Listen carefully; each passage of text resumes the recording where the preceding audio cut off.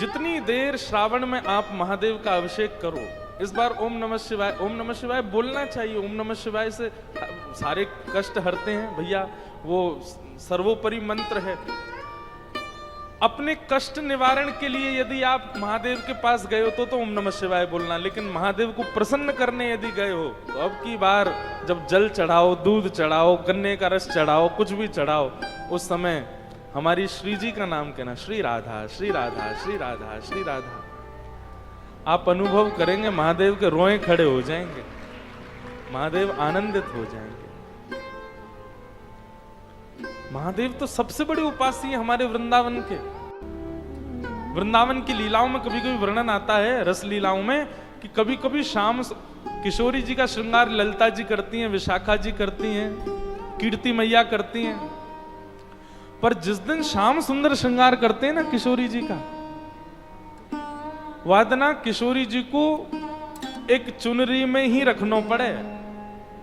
मतलब कैसी चुनरी? जो ट्रांसपेरेंट होती है, जो झीनी सी, जामे से नेक हल्को हल्को दिखाई दे, ऐसे ही किशोरी जी को रखना पड़ता है। नहीं तो अगर उनने घूंघट ऊपर कर लियो, सब निहाल ले जाएं, ठाकुर जी स्वयं देख के निहाल ले जाएं। ऐसा श्रृंगार करें ठाकुर जी। तेरो मुखनी को की मेरो श्यामा प्यारी, तेरो मुखनी को की मेरो श्यामा प्यारी, दर्पण ले बैठो मृग ने, साची कहो वृष भानु दुलारी, तेरो मुखनी को की मेरो श्यामा प्यारी।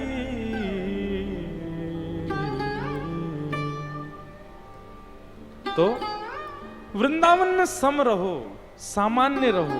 क्यों? दो कारण।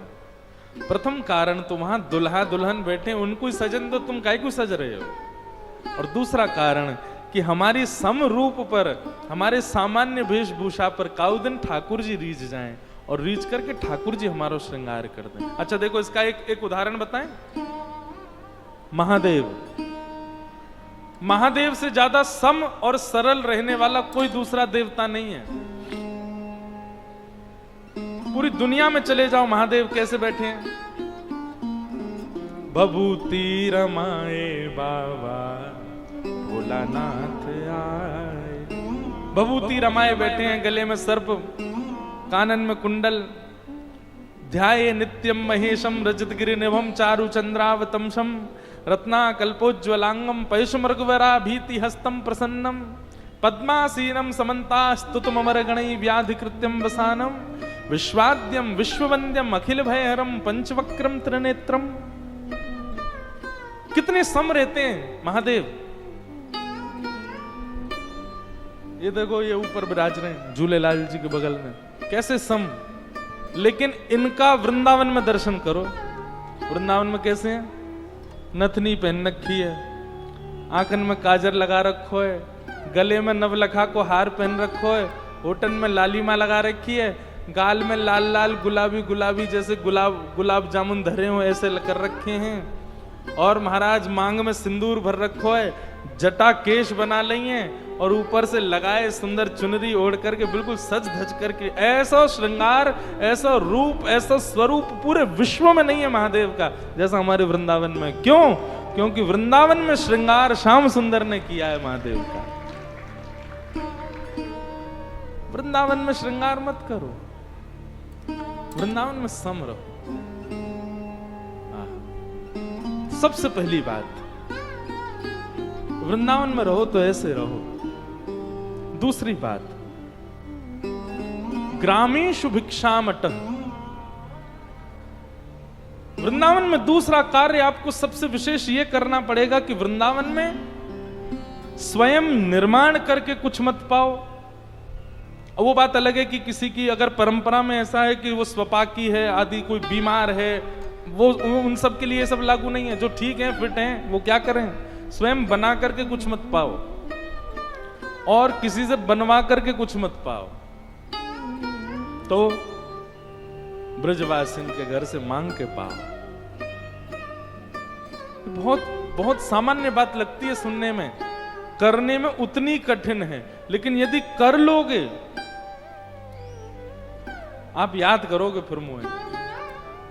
एक बार प्रयास तो करके देखो, वृंदावन जब जाओ। और सुनो, मेरे घर मत आइयो आप लोग, क्योंकि आते सीधे बोलोगे हम तो उल्लासनगर से आए, वसंत शाह दरबार से आए। अपरिचित जगह पे जाओ जहां आपका परिचय नहीं हो, क्योंकि ये बात मैं कथा में कहता हूं, मेरी मैया मोड़ रोज डांटे, बोले इतनी भीड़ लगी रहे पूरे दिन, कहां ते पवाऊं सबन ने। आप पाओ वहां पर कोई बात, अपरिचित के यहां जाओ, जिसको आप जानते नहीं हो, जिस घर को आप जानते वहां जाओ, वहां जाकर के मधुकरी मांग के पाओ। मधुकरी का नियम है, अंजलि में जितना आता है, इसको अंजलि कहते हैं, इसमें जितना आए केवल उतना पाना है, उससे अतिरिक्त नहीं। और इसी में पाना, थाली में नहीं। वृंदावन लोग बाग भागते तो बहुत हैं, वृंदावन में भीड़ तो बहुत हो रही है, पर वृंदावन की तरह रह कौन रहा है जैसा वृंदावन में रहना चाहिए। ग्रामेषु भिक्षामट, ब्रजवासी के यहां जाकर के अंजलि फैला लो, डोरबेल बजा देना, आए जैसी कोई, हाँ भैया बताओ कहां से आए हो भैया लाला, बोले आपके घर में जो बनो हो सो हमको दे दो, थोड़ा सा दे दो। और सुनो, यदि वो लाकर के दे दे तो बड़ी कृपा, और यदि यूं के भैया कहीं और चलो जाए यहां ना आए तो समझियो और ज्यादा कृपा। फटकार के भगा दे तो फिर कोई और के घर जाओ। और इसमें लज्जा नहीं करना, ठाकुर जी तो बिन बुलाए डोले इनके घर। अरे सो चटक मटक सो ठाकुर, तीनों लोकन हूं मैं नाय। वो अंतरा कैसे है, बिना बुलाए डोले घर घर, बिना बुलाए डोले घर घर। बिन बुलाए, कोई गोपी बुलावे थोड़ी है, जबरदस्ती घुस जाए वहां के घर में। और मांग के खानो तो मैं कह रहा हूं ठाकुर जी तो छीन के खा जाएं गोपीन सो। जिस वृंदावन में गोपियों की यहां छीन छीन करके, चोरी कर करके परब्रह्म खा रहा है, वहां हम मांग के नहीं खा सकते, मांग के पाओ। तो वृंदावन का दूसरा नियम क्या है, वृंदावन में किसी ब्रजवासी के घर की मधुकरी पाओ।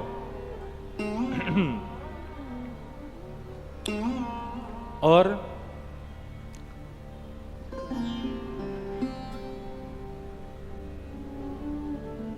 स्वच्छंदम पिबयामुनम जलमलम, पान करने के लिए पानी भी श्री यमुना जी का ग्रहण करो। अब यमुना जी का जल तो इतना स्वच्छ नहीं है, पर वृंदावन में जहां कहीं भी जलाशय मिल रहा है, नल से हो किसी के घर से हो, वो सब श्री यमुना जी का स्वरूप है। लेकिन जब तक यमुना जी शुद्ध नहीं हो रही हैं, तब तक कम से कम इतना भाव रख सकते हैं, किसी भी जल को लो और जल को लेकर के फिर उसमें यमुना जी का भाव रखो, ये यमुना जी हम इनका पान करें, इस प्रकार से पान करो। स्वच्छंदम पिबयामुनम जलमलम। कभी कभी बड़ी पीड़ा होती है, हमारे वृंदावन में हम रहते हैं, पर वृंदावन की श्री यमुना जी की स्थिति कैसी हो गई है। मैं स्वयं ब्रजवासी, स्वयं वृंदावनवासी, मुझे खुद को यमुना जी में स्नान किए 3-4 वर्ष हो गए होंगे। कोविड में जब थोड़ा पानी स्वच्छ हुआ था तब स्नान किया था, और वो भी 6-7 वर्ष बाद किया था। ना करने का कारण, इतना दूषित कर दिया यमुना जी को। भगवान श्री कृष्ण को जब पता चला कि यमुना में काली अनाग आ गया, ठाकुर जी रात भर नहीं सोए। और हम आप सब लोग भजते तो वृंदावन को इतना है, वृंदावन भीड़ तो इतनी हो रही, पर यमुना जी के शुद्धिकरण के लिए कौन विचार करता है, कोई नहीं। कितने भी ग्रंथ उठा लो, कितने भी साहित्य उठा लो, सब जगह यही वर्णन है, ठाकुर जी लीला कहां करते हैं, यमुना के तट पर, यमुना के तट पर, यमुना के तट पर। पर उस यमुना के लिए करता कौन है कुछ, कोई भी नहीं। पूरी राजधानी की गंदगी आती है हमारे वृंदावन में, कोई विचार ही नहीं करता इस विषय पर मेरा बहुत मन होता है कि मैं इस भाव को कहूं। 2 बातों की पीड़ा मुझको थोड़ी सी रहती है अपने मन में। एक तो वृंदावन का वन खत्म हो गया, और दूसरा वृंदावन से श्री यमुना जी का जो हमने स्थिति कर दी। ठाकुर जी बड़े चिंतित रहते होंगे इस बात से। भैया वास्तविक भजन या में ना है कि आप वृंदावन में जाकर के और खूब राधा राधा जपो, वृंदावन जाकर के मंदिरन में घूमो, वृंदावन जाकर के खूब वहां की रीति में रहो। असली तो मैं मानूंगा भैया कि जो वृंदावन जाकर के पुनः वृंदावन के वन और पुनः वृंदावन की श्री यमुना जी को व्यवस्थित करने को विचार करे। वृंदावन पुनः वन बनना चाहिए, वृंदावन कि यमुना जी पुनः शुद्ध होनी चाहिए, शामा शाम को तभी सुख मिलेगा। तो तीसरा नियम क्या करना है वृंदावन में? श्री यमुना जी का जलपान करना है। भ्रातः तिष्ठ टले टले विटपिनाम ग्रामेषु भिक्षामटः स्वच्छंदम पिबयामुनम जलमलम चीराणि कंथाम कुरु।